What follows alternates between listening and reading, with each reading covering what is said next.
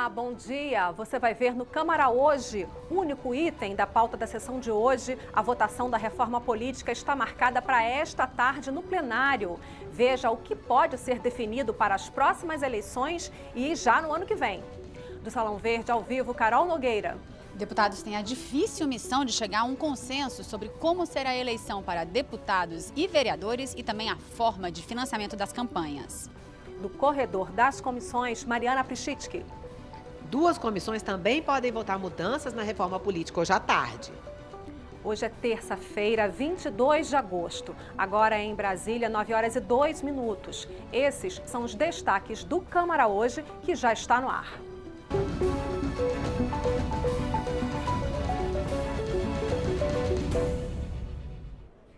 E está marcada para esta tarde, a 13h, a sessão que retoma a análise dos itens da reforma política que já estão no plenário.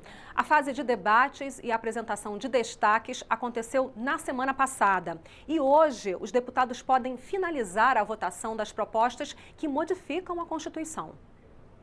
A prioridade da semana no plenário da Câmara dos Deputados será votar a primeira etapa do pacote de mudanças no sistema político-eleitoral do país, que ficou conhecido como reforma política. Na semana passada, o plenário encerrou a fase de discussão da proposta, que quer mudar a Constituição para trazer algumas novidades, como a mudança na data da posse dos eleitos e o mandato de 10 anos para quem ocupar vagas em tribunais de justiça.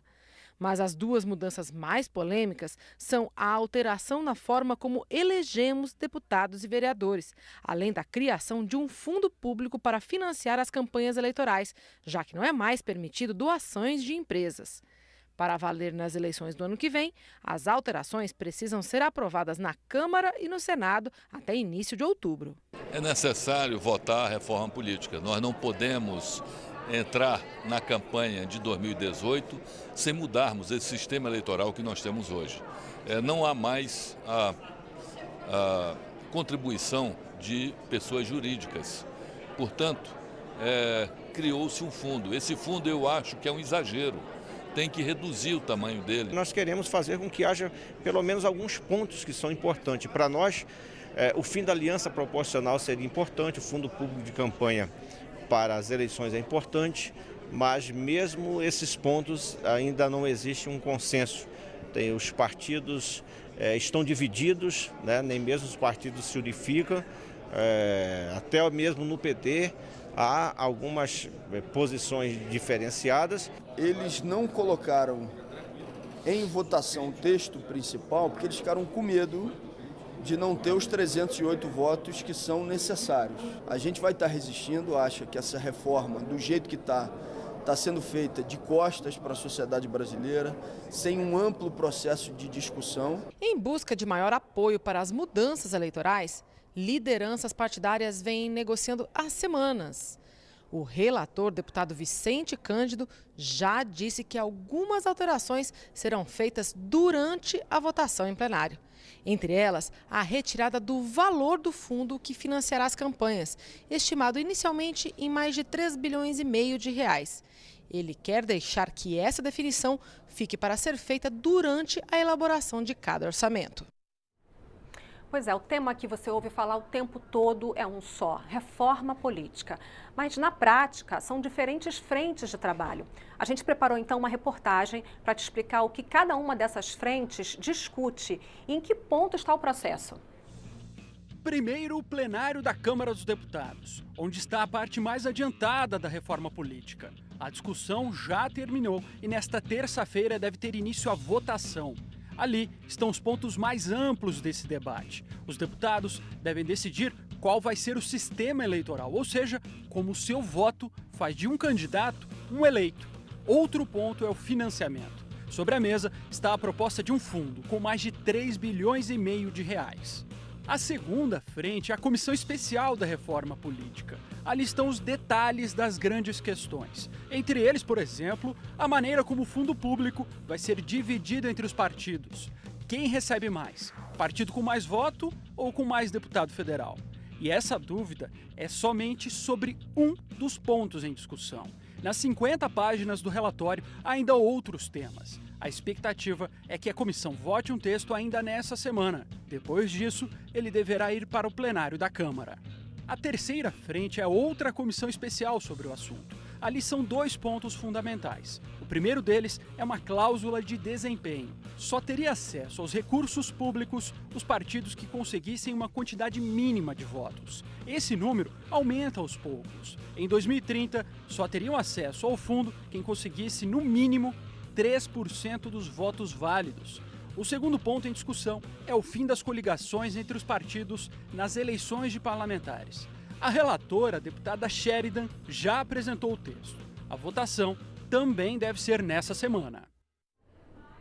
Agora são 9h07. A Carol Nogueira está no Salão Verde com líderes de partidos aqui na Câmara. Bom dia, Carol. Carol, semanas de negociações sobre vários temas da reforma política que chega no plenário hoje sem um consenso. Os deputados ainda discutem muito, muita coisa pode mudar sobre o sistema eleitoral e sobre fundo partidário, não é isso? Exatamente, Vera. O relatório que chega ao plenário hoje é esse aí que a gente viu, que a gente acompanhou nas reportagens. Ele prevê o distritão, então, que é essa votação uma votação quase direta, majoritária, para deputados federais, deputados estaduais e daqui a 2 anos também para vereadores, e prevê também que o financiamento da campanha vai ser feito com financiamento público a partir de um fundo de aí 3 bilhões e 600 milhões de reais para financiar essa campanha, essas campanhas dos candidatos.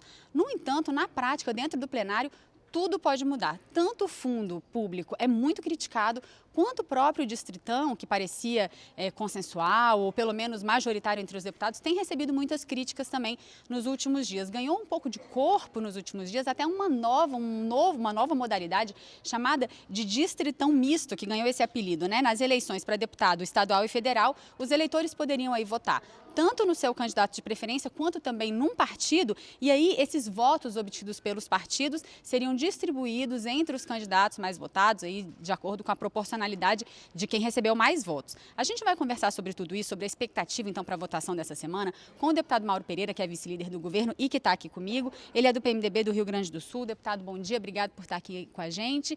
Esse é o relatório, então, o relatório que chega, fala em distritão e financiamento público. Como é que o senhor acha que isso vai se transformar dentro do plenário? Bom, primeiramente, cumprimentar a ti, Carol, cumprimentar a todos os nossos telespectadores, dizer que essa semana vai ser muito importante. Nós temos também tema reforma política e temos nas comissões medidas provisórias importantes que tratam do sistema financeiro. Agora, sobre a reforma política, nós vamos ter um debate muito forte no plenário, até porque o que foi aprovado na comissão, não existe um consenso com os colegas deputados e deputadas. Nós temos houve muitas divergências, houve divergências com a nossa sociedade. Um dos pontos divergentes que a sociedade não aceita e praticamente já está descartado, que é o fundo de campanha, o fundo público de campanha, até porque não tinha de onde tirar esses recursos e existe muita... E a sociedade não aceita. Por outro lado, a sociedade... Só interrompendo o senhor para a gente falar então do fundo público. Qual seria a solução então, já que o financiamento privado já foi descartado pelo Supremo? Olha, na verdade, nós temos que trabalhar, caso o fundo público não seja aceito, que não será aceito nos moldes que aí está, nós vamos ter que trabalhar com as doações de pessoas físicas e também está se cogitando, o Senado está comentando isso, está muito forte dentro do Senado, o financiamento empresarial de campanha com teto, com limite de gasto. Isso está sendo debatido no Senado. Uma coisa é certa, só será aprovado aquilo que existir consenso entre o Senado e a Câmara. Não adianta nada a Câmara aprovar aqui, debater aqui e depois o Senado ir contra. Então não adianta, nós vamos ter que trabalhar, as duas casas terão que trabalhar juntas para que haja um consenso. Uma coisa é certa, a sociedade sempre quis que o deputado ou a deputada mais votado no seu estado fosse a eleita. Eles não querem mais aquilo que sempre aconteceu. Por exemplo, o deputado Tiririca, ele fazer 1,5 milhão de votos e levar junto com ele deputados com 400 votos. A sociedade não aceita mais isso. A sociedade quer que o mais votado seja o eleito. Então, isso aí, na minha opinião, Isso está tomando corpo dentro do nosso debate. O nome que será dado não se sabe, será distritão, se será distritão misto, que também existe a grande possibilidade para fortalecer os partidos. Uma coisa é certa, o presidente dessa casa, Rodrigo Maia, juntamente com os líderes, nós estamos preocupados com a economia do nosso país, mas também estamos preocupados com essa questão política, porque queira ou não queira, mesmo muitas vezes nós somos criticados pela imprensa, pela grande imprensa, um sistema de votação mais simplificado, mais reto, mais correto para o ano que vem, nós vamos ter aqui políticos que irão realmente, de fato, representar aquilo que a sociedade quis, que os mais votados estarão aqui na casa. Então vai ser um debate importante, vai ser um debate intenso. Começa hoje os debates, provavelmente vai até na quinta-feira ainda, entre a Câmara e o Senado vai ter que haver um entendimento. Agora, deputado, bom dia. Muito bom dia. Por favor, eu queria saber a sua análise sobre... Existem muitas propostas sobre fundo, uma das que tem se falado ultimamente também é a possibilidade, por exemplo, de no caso de haver fundo em financiamento privado, como o senhor acabou de falar, e defender, que pode ser um debate válido, a possibilidade das empresas colocarem dinheiro num fundo inteiro, não financiando deputados ou parlamentares ou cada candidato, mas colocando dinheiro num fundo que depois seria distribuído para os candidatos. Como lhe parece essa proposta? Interessante ou não? Olha, primeiramente, é lógico que nós vamos ter também eleições para presidente da República e governador. Nós estamos falando de deputados estaduais e federais, mas nós temos os governadores e também o presidente da República, que são eleições importantíssimas. E é lógico que nós vamos ter que, será necessário para o ano que vem, campanhas mais enxutas, campanhas com maior fiscalização e o limite de gastos será reduzido. Eu não tenho dúvida nenhuma de que tudo que for bem organizado, tudo que for bem debatido e tudo que houver ordem, não tem problema se for financiamento privado através de empresa, desde que sejam empresas que não tenham vínculos como essas grandes empreiteiras que ajudava já pensando ali na frente, mas que seja assim uma coisa mais clara, mais correta e que essa ideia de um fundo único é uma ideia que também está no debate.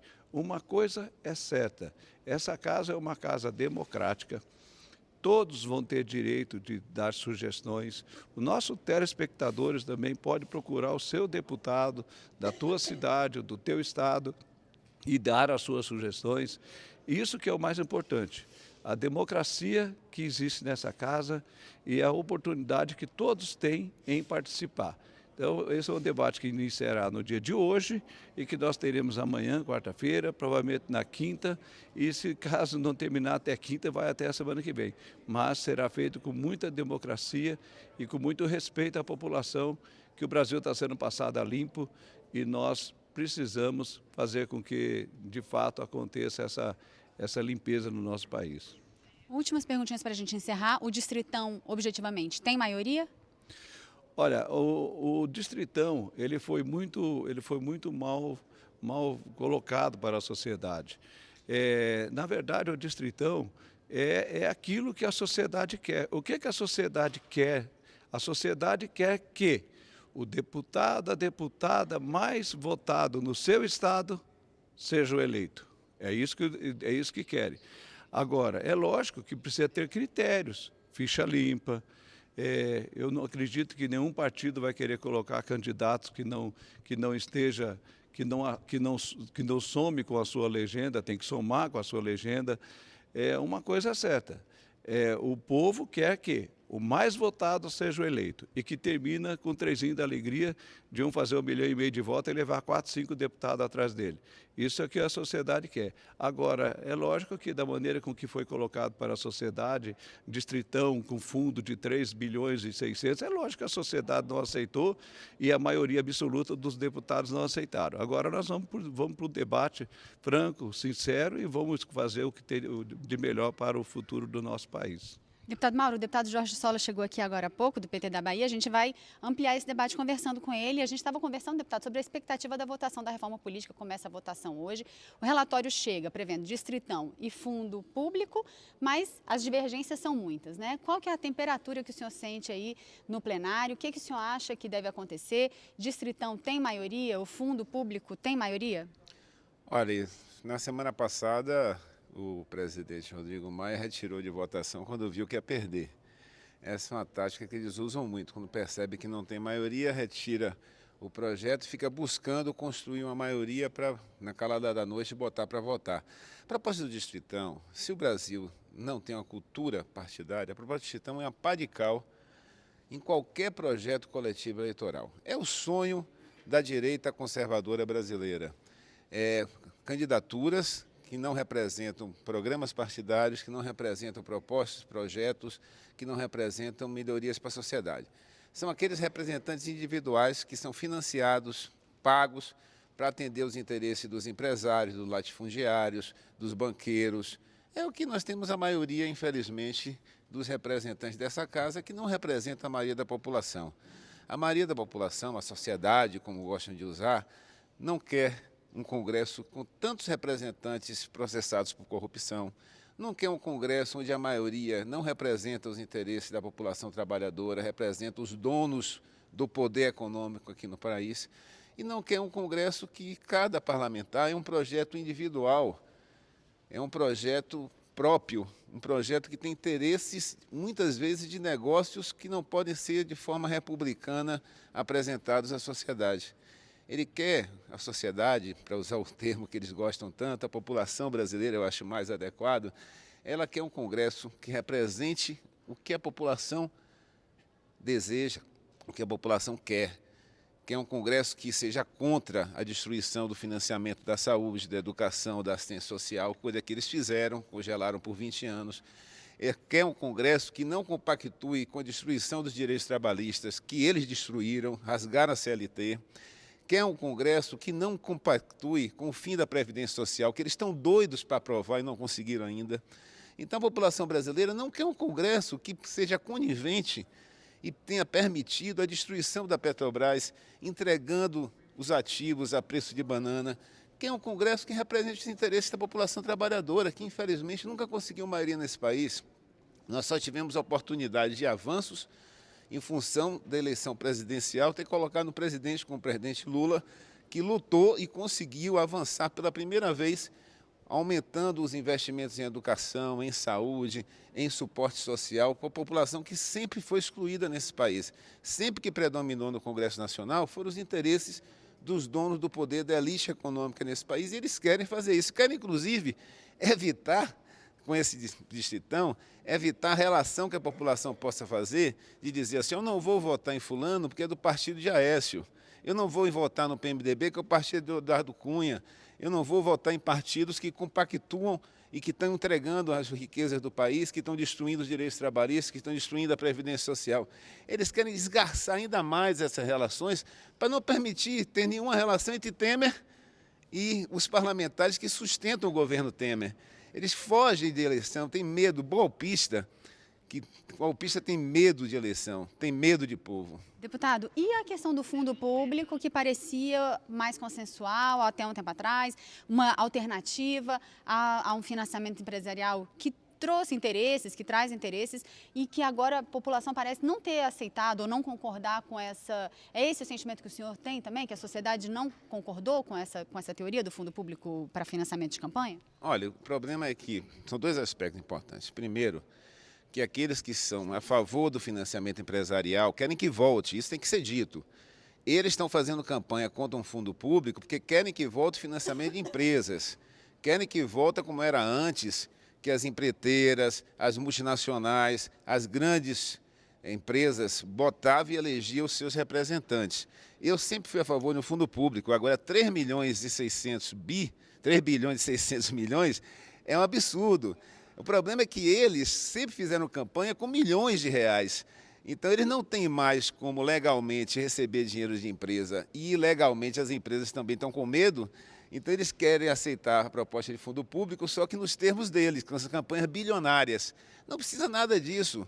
Você poderia ter um fundo de campanha modesto, para campanhas simples e modestas, como sempre fizemos à esquerda no Brasil, com muita dificuldade, sem se submeter aos interesses das grandes empresas, porque a empresa não vota, a empresa investe e quer ter dinheiro de volta. E é bom lembrar, quem critica o fundo público em geral, que quem financiou a eleição no Brasil sempre foi dinheiro público. Só dinheiro público que eles, donos do poder, passavam para a empresa e a empresa devolvia para financiar a campanha dos seus candidatos. Mas a empresa não botava dinheiro dela, não. A empresa botava dinheiro público, que era sonegado muitas vezes ou era retirado de contratos para fazer o financiamento dos candidatos que os donos das empresas sempre gostaram de investir.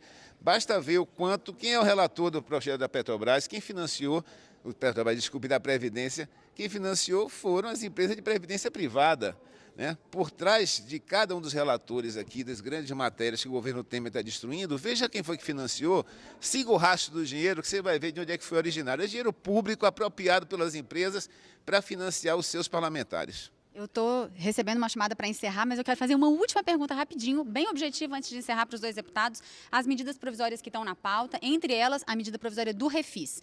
Passa essa semana ou não, ou a semana vai ser só de reforma política mesmo, deputado Mauro?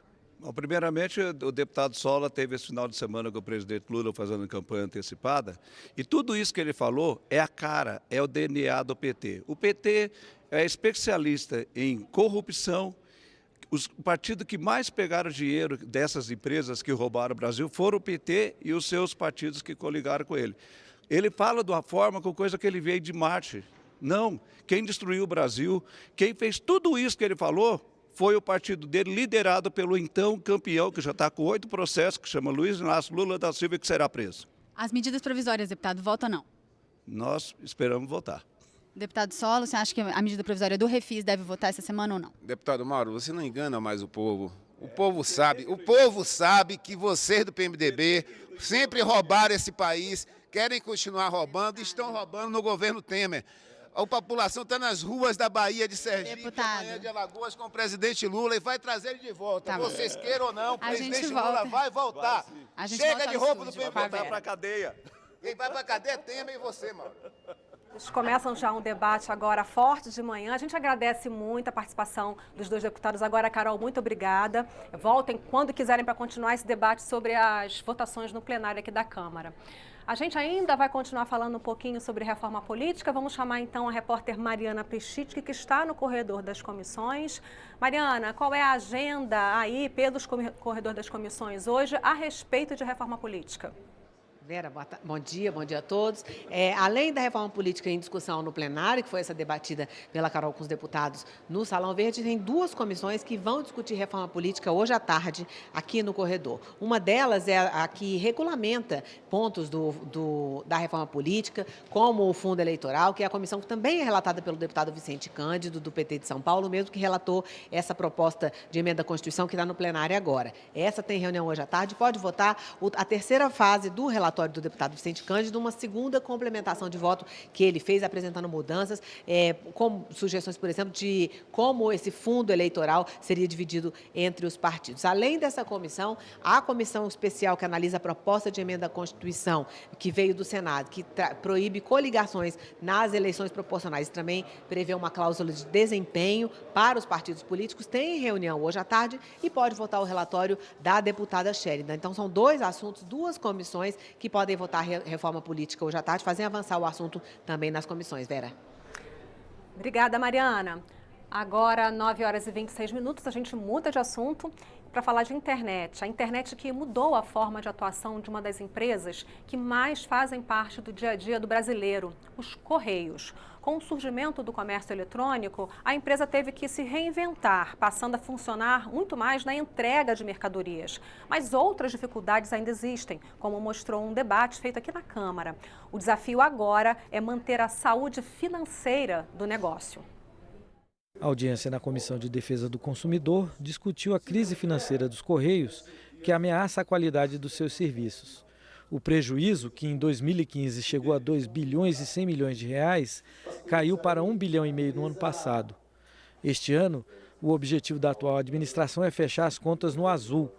Para isso, estuda ampliar as demissões incentivadas e reduzir o número de agências. O processo de estudo de agências, onde haja superposição de agências, está em andamento. Paralelo a isso, já efetivamos esse primeiro semestre um PDI, onde aderiram mais de 6 mil funcionários da empresa. Vai haver uma nova abertura de PDI com outros critérios para que nós possamos estar enxugando as nossas contas e poder estar enfrentando esse momento de transformação da empresa. Com 354 anos, os Correios são uma das instituições mais antigas e de maior credibilidade no Brasil. Mas nos últimos anos vem sofrendo com as profundas mudanças provocadas no mercado postal em todo o mundo com a chegada das novas tecnologias. A empresa precisou se adaptar e hoje, ao invés de correspondências, seu principal negócio é a entrega de mercadorias compradas pela internet. A tecnologia, ela é uma parceira. Há um tempo atrás, quando começaram a falar nos e-mails, falaram que ia acabar o serviço dos Correios. Muito pelo contrário. Os e-mails e os contratos e a internet veio fazer com que as pessoas comprassem pela internet e aumentou a venda e através dos Correios, e o Correio que entrega essas vendas que são compradas pela internet.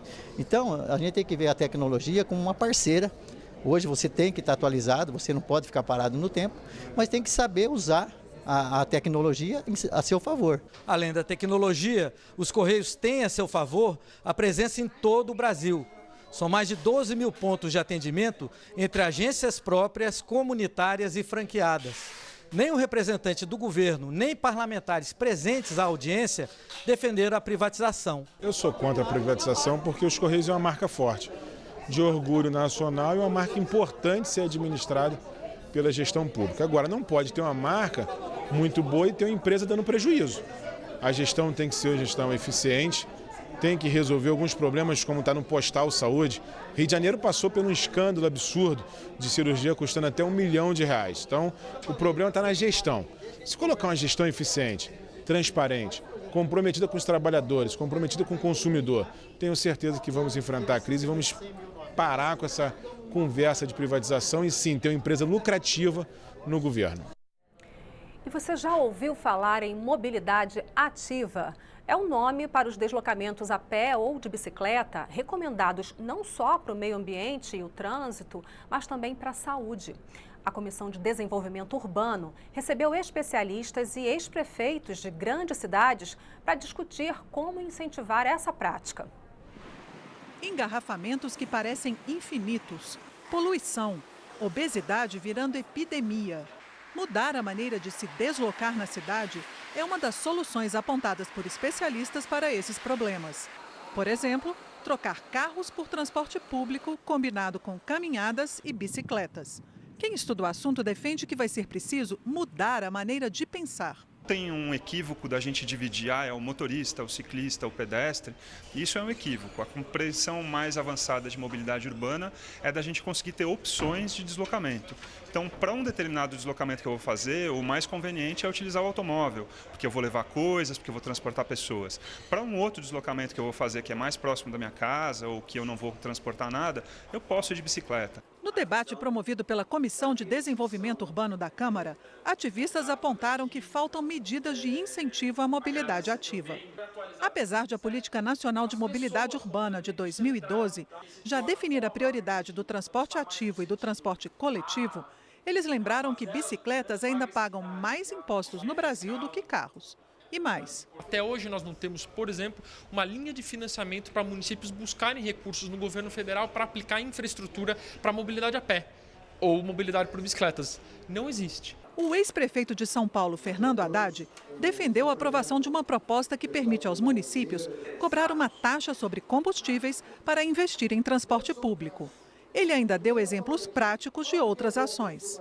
Um bicicletário numa estação de trem e metrô é fundamental, porque um dos trechos pode ser feito caminhando ou pedalando, mas os trechos mais longos vão ser feitos a partir de um transporte público de qualidade. Se você tiver uma boa iluminação pública na cidade, você vai favorecer o transporte ativo e o transporte público.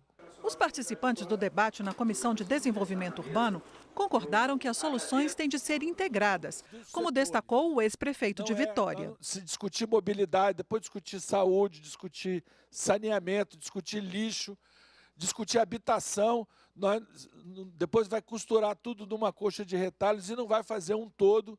Né? É preciso pensar isso em conjunto. Na opinião do presidente da comissão, o foco das políticas públicas deve mudar. É preciso dar nas cidades prioridade ao transporte coletivo e dar espaço e prioridade às pessoas. O foco, então, não é mais o carro, e sim a pessoa. Você já viu nesta edição do Câmara Hoje. Está marcada para esta tarde a votação da reforma política no plenário. Sistema eleitoral e fundo partidário são os pontos que podem ser definidos ainda hoje. Agora, 9h32 e você vai ver depois do intervalo. Deputados visitam a Fiocruz no Rio. Eles querem saber por que o Ministério da Saúde comprou lotes de um medicamento de um laboratório privado, mesmo havendo estoques na Fiocruz. E mais. Ministro da Saúde esteve na Comissão Mista de Orçamento e fez a prestação de contas do Sistema Único de Saúde, o SUS. Já já você acompanha os detalhes.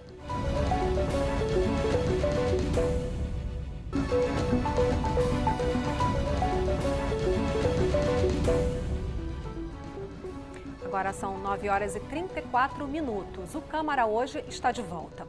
Um grupo de deputados foi à Fundação Oswaldo Cruz, no Rio, conhecer as instalações do centro que produz a substância conhecida como alfa-epoetina, usada para tratar doenças como a anemia. Eles queriam entender por que o Ministério da Saúde optou por comprar lotes desse medicamento em caráter emergencial de um laboratório privado, mesmo com a Fiocruz mantendo o produto em estoque. 9 de dezembro de 2016. A Fiocruz inaugurava o Centro Henrique Pena. Com um investimento de 478 milhões de reais, o prédio promete alçar o país a um novo patamar na produção de vacinas, kits de diagnóstico e medicamentos biológicos, diminuindo com isso a necessidade de importação dos insumos. Um dos biofármacos produzidos aqui é a alfa-epoetina, indicada para o tratamento da anemia. Fabricado por Biomanguinhos, o biofármaco é o resultado concreto de uma parceria de desenvolvimento produtivo, firmada entre a Fiocruz e a Cimab, uma empresa cubana. Só em 2016, a Fiocruz produziu cerca de 10 milhões de frascos da alfa-epoetina. A matéria-prima do medicamento ainda vem de Cuba, mas a expectativa é de que o processo de transferência de tecnologia seja concluído até o final do ano que vem. Hoje nós importamos esse ingrediente farmacêutico ativo, que é a última fase da transferência de tecnologia, que já foi completada, mas nós temos que importar porque as instalações estão em validação e o produto ainda precisa de registro. Então nós fazemos aqui o processamento final, ou seja, recebemos as bolsas e envasamos, rotulamos, embalamos e entregamos toda a demanda do Ministério. Temos feito isso há vários anos. Hoje, a Fiocruz mantém cerca de 3,5 milhões de frascos da alfa-epoetina em estoque. Mas o Ministério da Saúde optou por comprar o medicamento de um laboratório privado que importa a matéria-prima da China. Em nota, a pasta alega que constatou que o produto ofertado no país ainda vinha de Cuba, sendo apenas envasado no Brasil, e que, para evitar o desabastecimento na rede de saúde pública e o possível agravamento das condições clínicas dos pacientes crônicos, abriu o processo de compra emergencial, sem licitação.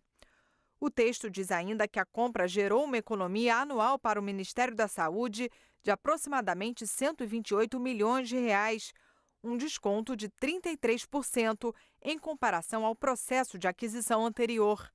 A Fiocruz, por meio de Biomanguinhos, também divulgou nota, contestando os argumentos do Ministério da Saúde. O assunto foi tema de uma audiência pública realizada na Câmara dos Deputados. A Comissão de Fiscalização Financeira e Controle aprovou um requerimento solicitando uma visita de parlamentares da comissão à Fiocruz. O encontro aconteceu no dia 18 de agosto. Na ocasião, a presidente da Fiocruz destacou para os parlamentares o papel da Fundação como instituição estratégica de Estado e defendeu o fortalecimento dos laboratórios públicos para a garantia da autonomia nacional. A nossa defesa dessa política da qual nós participamos, como outros laboratórios públicos, é exatamente, de um lado, garantir o acesso à autonomia do país nesses produtos e, para isso, de outro lado, dar as condições tecnológicas para que os laboratórios públicos, em parceria com os laboratórios privados que detêm a tecnologia de ponta, possam estar avançando as condições do Brasil poder ser autossuficiente nesse tipo de produto. Durante a visita à Fiocruz, os parlamentares puderam conhecer presencialmente o prédio onde é produzida a alfa-epoetina. Os deputados ouviram explicações técnicas e aprenderam sobre o processo de produção daquele que será o primeiro biofármaco produzido 100% em território nacional. Quando se faz uma parceria de desenvolvimento produtivo com determinado medicamento e esse medicamento a Fiocruz se prepara para fornecer para o SUS e o governo deixa de adquirir esse medicamento da Fiocruz para adquirir medicamento de outro fornecedor, ele empobrece tecnologicamente a Fiocruz, traz prejuízo para a população e reduz a nossa capacidade de ter um projeto estratégico de autonomia do complexo produtivo da saúde para o SUS. Na mina opinião, o presidente do Congresso tinha que estar aqui. Não apenas nós que já somos da área de saúde, mas temos que trazer o mundo político aqui para entender o papel da instituição e o papel relevante que ela cumpre para o povo brasileiro. Nós vamos sair daqui fazendo a defesa, abrindo profundamente o debate e impedindo os retrocessos em relação a essa instituição. A Comissão de Seguridade Social hoje aqui, todos nós poderemos fazer esse relato irá ao Tribunal de Contas e com certeza prova e demonstra a integridade do serviço da Fiocruz. O ministro da Saúde, Ricardo Barros, esteve na Comissão Mista de Orçamento para apresentar o relatório de prestação de contas do Sistema Único de Saúde. A elaboração desse documento está prevista em lei. Entre os avanços citados pelo ministro está a renovação de 60% da frota usada pelo SAMU, o Serviço Médico de Emergência. Primeiro, Barros apresentou slides, mostrou com números a prestação de contas. A compra de ambulâncias, compramos 1.000 vans, 6.500 ambulâncias, compramos agora 1.500 novas SAMU, que se somam a outras compras que já tínhamos feito. Então, neste período de apenas 1 ano e 3 meses, nós renovaremos quase 60% da frota SAMU, que vinha muito sucateada, dando uma despesa muito grande para a manutenção e tirando a confiabilidade do serviço. Durante a audiência, Ricardo Barros citou outros exemplos da gestão dele à frente do Ministério da Saúde. Temos economizado muito na compra de medicamentos para aumentar o acesso às pessoas. Então, veja bem, em 2015, o Ministério comprou 24 mil tratamentos para hepatite. Em 2016, nós compramos 35 mil tratamentos para hepatite com o mesmo dinheiro, sem correção, 60% de desconto nos tratamentos de hepatite C, de $6.900 para $3.000. Logo, nós estamos dobrando de 35 mil para 125, mas de 35 para 80 mil não vai custar nada, porque foi na redução do preço e na negociação do volume. O relator geral do orçamento, o baiano Cacá Leão, do Partido Progressista, afirmou que o relatório de prestação de contas apresentado por Barros na CMO vai ajudá-lo na elaboração do orçamento do ano que vem. Tenho no relatório de Vossa Excelência um espelho importante para traçar o orçamento para 2018. Entendo e penso exatamente como Vossa Excelência raciocinou. Eu acho que a gente precisa, principalmente na questão da saúde, diminuir muito a burocracia. A gente tem também, concordo também, acho que a gente tem rúbricas orçamentárias excessivas na questão da nossa saúde. Eu acho que o modelo que Vossa Excelência colocou e que está levando ao Ministério do Planejamento é de fundamental importância e transparência e principalmente de agilidade para que o recurso chegue na ponta, chegue nos municípios, chegue para beneficiar a vida do cidadão. Vamos falar de reaproveitamento de alimentos, uma atitude tão importante. Criar uma política nacional para combater o desperdício de alimentos é o objetivo de um projeto aprovado pela Comissão de Meio Ambiente da Câmara. A ideia é ampliar as doações, incluindo alimentos que, mesmo fora das condições de venda, ainda possam ser consumidos com segurança. Quando alimentos estão perto de perder a validade para o consumo, são retirados das prateleiras dos supermercados.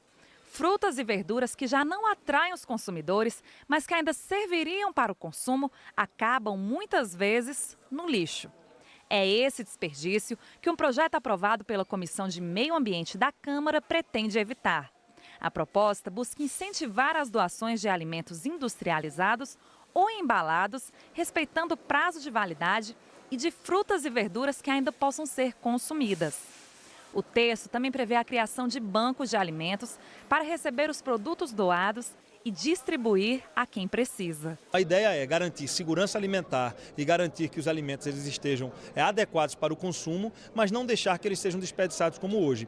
Hoje, muita gente tem medo de fazer uma doação por correr riscos, às vezes até criminais, em fazer essa doação. Com esse projeto, a gente está estabelecendo todos os critérios.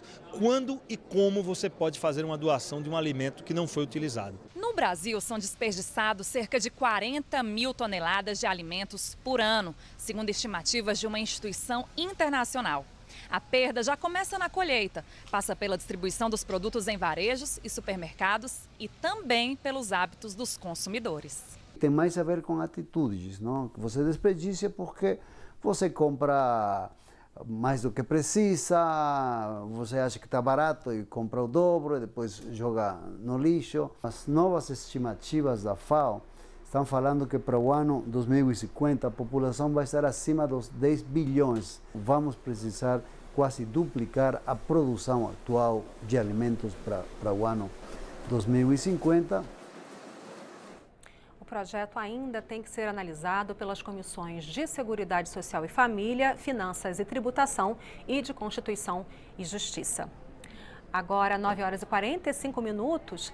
Durante este mês, o prédio do Congresso Nacional está com uma iluminação especial, como parte da campanha Agosto Violeta. O objetivo é incentivar o perdão, como forma de prevenir a violência. A deputada Keiko Ota sabe o bem que o perdão faz. O caso dela aconteceu em 1997. Eu sou aquela mãe que perdeu aquele filho sequestrado e brutalmente assassinado. Não existe uma dor maior para uma mãe, para um pai, do que perder um filho. Fomos lá no final do poço, mas graças a Deus nós perdoamos os algozes do nosso filho e foi o maior e o melhor investimento da minha vida. Para ela, além de fazer bem para a saúde, o perdão pode ajudar a diminuir a violência. 83% dos crimes cometidos lá no meu estado de São Paulo é por motivos fúteis que dá para ser evitados, porque é crime de ódio. E é para lembrar disso tudo que o Congresso Nacional e outros prédios públicos no país estão iluminados de violeta em agosto. No final do mês, dia 30, é comemorado o Dia Nacional do Perdão, iniciativa da deputada Keiko Ota. Vamos ao vivo então saber as últimas informações do dia de hoje no corredor das comissões e no plenário. Começamos com a Mariana Prischitz, que é as comissões. Isso, Vera, aqui no corredor o movimento ainda está começando, mas amanhã promete. São 6 comissões fazendo audiências públicas, seminários ao longo da manhã, discutindo temas diversos. A Comissão de Seguridade Social e Família vai discutir a política, a revisão, proposta da revisão da Política Nacional de Atenção Básica. Essa audiência pública você pode acompanhar, participar pelo canal edemocracia.câmara.leg.br, o site edemocracia.câmara.leg.br. Deixa lá sua opinião, sua pergunta, dá uma olhada nas audiências públicas, audiências previstas. A Comissão de Trabalho vai discutir LGBTfobia e racismo no mundo do trabalho. Quem quiser discutir esse assunto também pode entrar lá no edemocracia.câmara.leg.br em audiências previstas. Na Comissão de Legislação Participativa e também a Comissão de Integração Nacional vão discutir ao longo de todo o dia no Nereu Ramos o desenvolvimento regional prioridade nacional. Também está disponível para discussão no edemocracia.câmara.leg.br. Mais uma vez, olhando lá nas audiências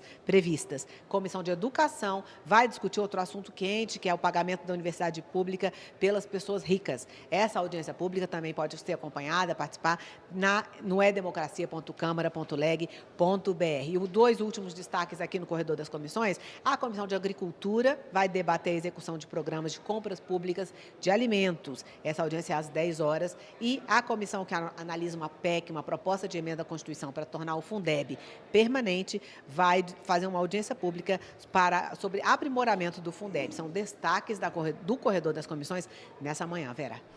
Obrigada, Mariana. Bom dia para você. E quem tem as últimas informações do plenário é a Carol Nogueira. Carol, a gente já adiantou aqui que 13h tem a sessão que começa a discutir a reforma política. E mais o que temos? Exatamente, Vera. A sessão tem essa pauta única aí. A sessão extraordinária que começa a 1h, tem a pauta única da reforma política. Ao longo do dia, a expectativa é que a reforma não seja possível concluir a votação da reforma política hoje, ela pode continuar amanhã e até na quinta-feira, tem previsão de sessão também na própria quinta-feira. Ao longo da semana pode ser que seja convocada em algum momento uma sessão ordinária, que os deputados decidam colocar em votação também as medidas provisórias que trancam a pauta. Tem 2 medidas provisórias trancando a pauta, entre elas a medida provisória do Refis. Tinha uma sessão também do Congresso marcada para hoje de noite, para análise de vetos presidenciais, mas essa sessão foi adiada para amanhã de noite, às 8 horas da noite. Vera. Obrigada, Carol. E nesta edição do Câmara Hoje, você viu marcada para hoje a votação da reforma política em plenário. A gente mostrou para você os detalhes de cada uma das propostas em análise aqui na Câmara. Deputados visitam a Fiocruz, no Rio, para saber por que o Ministério da Saúde comprou lotes de um medicamento de um laboratório privado, mesmo com a Fiocruz mantendo o produto em estoque.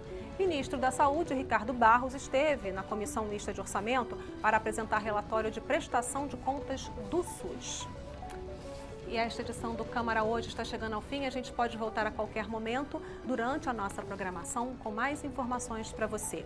Neste momento, 9h49. Você fica agora com a íntegra de uma reunião na Comissão de Seguridade Social e Família. Bom dia para você.